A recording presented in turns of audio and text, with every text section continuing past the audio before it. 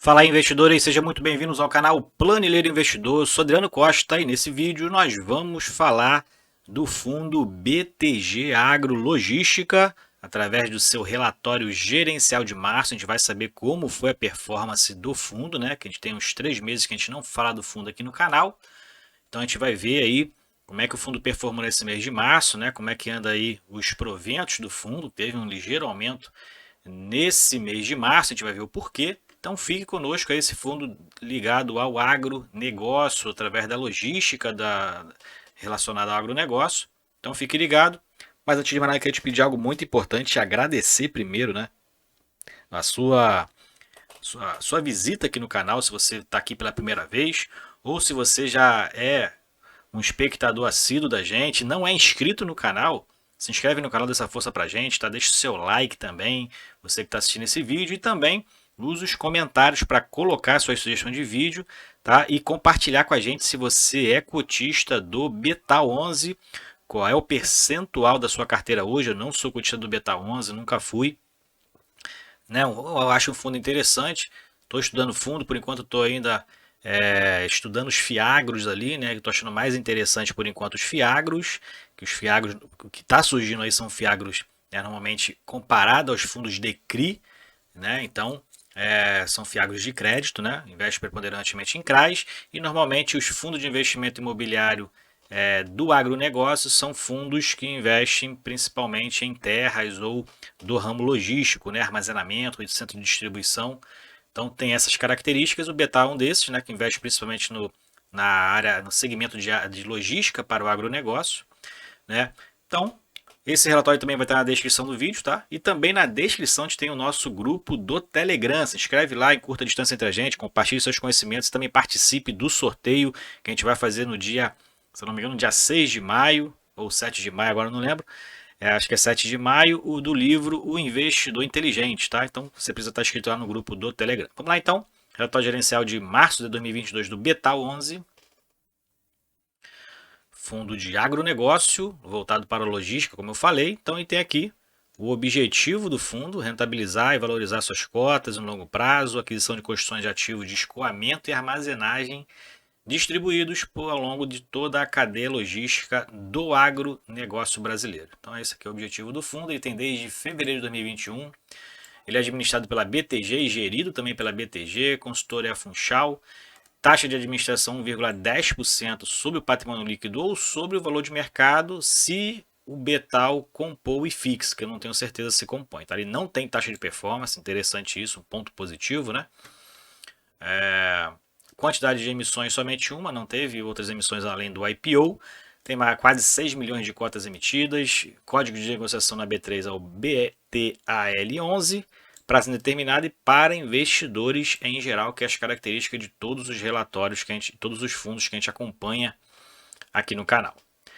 Destaques financeiros estão. O valor de mercado do fundo está em 586 milhões de reais. O valor da cota de encerramento no mês de março, 31 de março, foi R$ 98. Está no mercado aproximadamente R$ 96,50 atualmente, né? O valor patrimonial aqui estava em 620 milhões, né? O valor patrimonial dela é de 103,7. Então ele está aproximadamente 7% aí desvalorizado no mercado, né? Nos últimos 12 meses, que ele tem aproximadamente 12 meses, né? Então está aproximadamente 7% desvalorizado aí no mercado. Atualmente, né, ao preço de hoje, 96 alguma coisa. Rendimento mensal de março foi 83 centavos. O fundo anuncia os seus proventos normalmente no 15º dia útil do mês subsequente ao mês que ele faz referência, tá? Então, mês de março, que é o mês de referência, ele anunciou no último dia 20 de abril, que foi o 15º dia útil, e paga 5 dias úteis depois. Então, pagou ontem, dia 28 de abril. Hoje, dia 29, pagou ontem, dia 28. Dividend yield anualizado 10,2%. Ele tem mais de 22 mil investidores aí, né, cotistas. Então, se você é um deles, deixa o seu like aí que a gente vai ver, né, qual foi a receptividade do vídeo. E dependendo, a gente começa aqui a fazer os relatórios mensalmente aqui para a gente acompanhar o que a gestão está fazendo. Prazo médio do vencimento dos contratos acima de 10 anos, tem 11 ativos, né? Inclusive tinha um em obra aí, vamos ver como é que está a situação dele, né? Esse aqui, a DTV, é a a liquidez mensal do fundo, né, no mercado secundário está em torno de 900 mil reais, né, por dia. Então é a liquidez no mercado secundário. 100% dos seus contratos são atípicos, né? Atípicos que são contratos que não estão vinculados à lei e tem uma liberdade maior, né, de negociação entre os acordantes ali, né? Entre o contratado e o contratante e entre as partes, né, do contrato. E uma característica dele, normalmente, né, imóveis que tem ali algum tipo de adaptação, ou ele é comprado de alguém, né, que já era dono e aí ele passa a ser o locatário, tem que ter uma garantia, né, pelo menos para poder se recuperar ali o investimento. Então, essas atipicidades, né, a gente pode falar num vídeo específico, né, falando sobre os contratos típicos e atípicos, os tipos de contratos atípicos que existem, né, a gente pode falar isso aí num vídeo específico. E a capacidade estática, 450 mil toneladas. Seguindo então aqui comentários do gestor, ele fala aqui sobre o anúncio de proventos, 83 centavos, né, dividendo yield analisado acima de 10%, anunciou aí referência 31 de março, anunciou no dia 20 de abril e pagou no dia 28 de abril e está agora com um valor acumulado, né, não distribuído aí de resultados de 42 centavos né, de valor acumulado não distribuído. Aqui é a evolução dos rendimentos desde março de 2021. Então, a partir de agosto aqui começou a pagar próximo a 80 centavos. Então, linearizou aqui praticamente a distribuição, né? Então, a partir de agosto, distribuindo aí próximo aos 80 centavos. Aumentou um pouquinho aqui em março, né? Semelhante ao que foi pago em dezembro.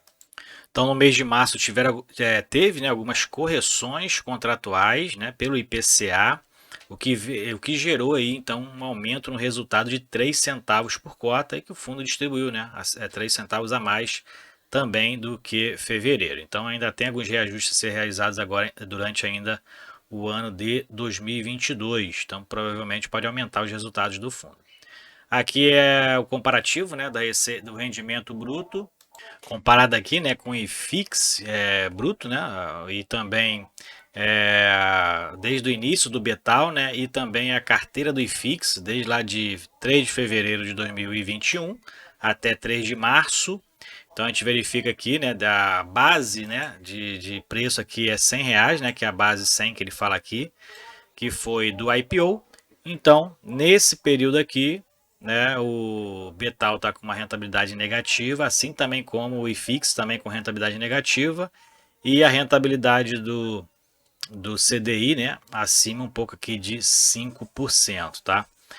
Dentro do cenário macro, ele fala aqui sobre o aumento da taxa Selic, né, em 1 ponto percentual, e a expectativa hoje, né, da Selic é chegar a 13,25%, né, hoje a expectativa, a previsão do Banco Central é uma Selic 2022 a 13,25%. Então ainda vai ter alguns aumentos aí, né?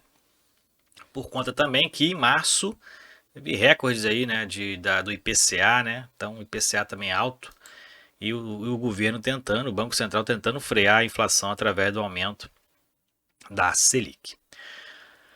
Bom, aqui ele fala também mais sobre o mercado, né? Então ele fala aqui sobre a privatização da Companhia Docas do Espírito Santo. Não é uma notícia que me agrada isso aqui não, mas é um acontecimento, né? E ele fala aqui sobre a questão dos investimentos previstos, né? E a questão também do favorecimento, né? Alguns investimentos aí que o setor de logística portuária estava aí precisando, né? Para mim não é uma notícia que me agrada, né? Porque também isso aqui é só uma ilusão inicial, né? Mais para frente aí as taxas vão ser os administradores atuais vão aumentar as tarifas, né? E como a gente vê num cenário aí de outros players que aconteceu isso aqui, vai acabar que os arrendatários lá e os usuários vão pedir para o governo voltar, né? Porque tudo que é administrado pelo governo acaba sendo mais favorável sempre aí à iniciativa privada, né? Então, enfim, é uma situação que aconteceu, né? Essas privatizações e acaba que o governo perde um pouco poder ali de controle, né? com relação à logística portuária e as exportações e tudo mais, né? Enfim, vamos seguindo então aqui. Esses os comentários é a opinião do Betal 11, né, com relação a essa privatização. Escreveu aqui até errado, né, Condesa, é Codesa. Então a privatização ela foi recente. Aqui com relação às alocações, né, fala aqui que embora o produtor brasileiro seja eficiente e entregue as produções crescentes, há precariedade da infraestrutura de armazenagem, né? Então eles vem batendo nessa tecla, por isso mesmo está surgindo esses fundos aí de logística do agronegócio, inclusive, e esse aqui ele foca principalmente nas áreas com maior precariedade logística, né? Então, esse é o objetivo do fundo, né? Investir em regiões com maiores precariedades. Então, aqui está o histórico, né, de aquisições, né? Então, tem aqui todos os imóveis do fundo. O portfólio hoje ele tem 555 milhões de reais, 93% aproximadamente alocados em ativos-alvo. Tem dois CRIs aqui, né? O CRI Serpasa e o CRI Andali, ou Andali. E os outros são todos imóveis aí, centros de distribuição, né? Centros logísticos. Aqui fala sobre o histórico de resultados. Então, como eu falei, o fundo anunciou os proventos no dia 20, paga aí 5 dias úteis depois, ou pagou, né, 5 dias úteis depois, 83 centavos, meio de referência é março. E aqui dentro do histórico de resultados a gente vê um aumento aqui, né, principalmente com relação aí ao ajuste, né, contratual que teve nesse mês de março. Receita com os CRIs que ele tem na carteira foi um pouco menor do que os meses anteriores, 970, e renda fixa também 477 mil reais, o que deu receitas de 4 milhões e meio, despesa do fundo aí um pouquinho mais de 10%, né, em relação às receitas. Então aqui aproximadamente a margem líquida do fundo, né, diminuindo aqui as despesas de 670 mil, dá aproximadamente 85% de margem líquida. O resultado foi de 65 centavos, o fundo distribuindo acima do resultado, né, 27% acima do resultado, provavelmente utilizando, né, o acúmulo que teve nos meses anteriores aqui.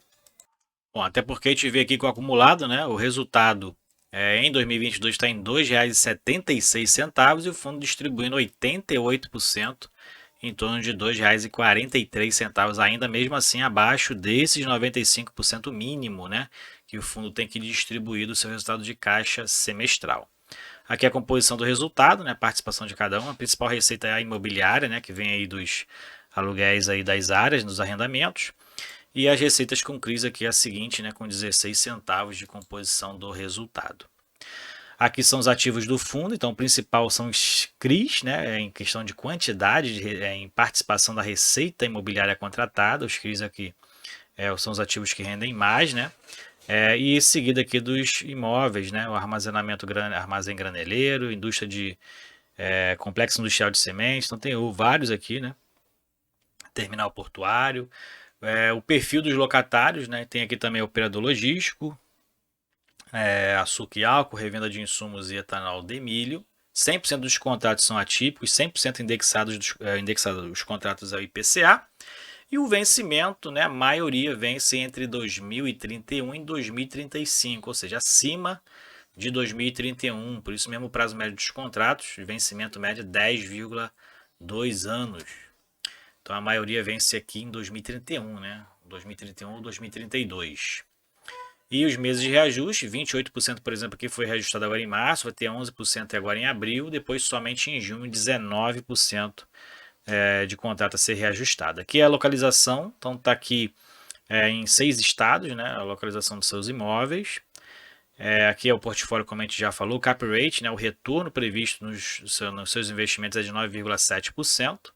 E aqui está cada um deles, né, o prazo de contrato, né, 10 anos, 15 anos, né, são contratos longos, todos atípicos, tem aqui os cap rates de cada investimento. Você pode baixar o relatório e ver aí, né, um a um. Aqui está a questão da obra, né, lá de Iturama, do terminal intermodal. Então está aqui em andamento ainda, né, essa obra. Prazo de inauguração é maio. O início da obra foi maio do ano passado, a inauguração prevista para maio de 2022. Vamos aguardar aqui, né, a gente tem acompanhado essas fotos aí, a previsão de investimento de quase 90 milhões de reais, é o CAPEX. Então a gente está acompanhando aqui esse imóvel aí evoluindo, né? Aqui a questão do, né, o volume de negociação diário, então tem se mantido aqui, né, entre 0,9, 0,8 a 1,1 milhão por dia. Então tem um bom volume, né, de negociação diário. A rentabilidade aí no mês foi de 4,97, frente a 1,42 do IFIX, né? Então teve uma rentabilidade, uma recuperação no preço, né, nesse mês de março principalmente. E é isso. Essas são as informações do Betal11, fundo de agronegócio, fundo de investimento imobiliário, né? Um FI do agronegócio, não é um FIAGRO. Se você gostou do vídeo, deixe o seu like, se inscreva no canal e compartilhe com a gente se você é cotista do Betal11, qual o percentual da sua carteira hoje. Fique com Deus, até o próximo vídeo. Tchau, tchau.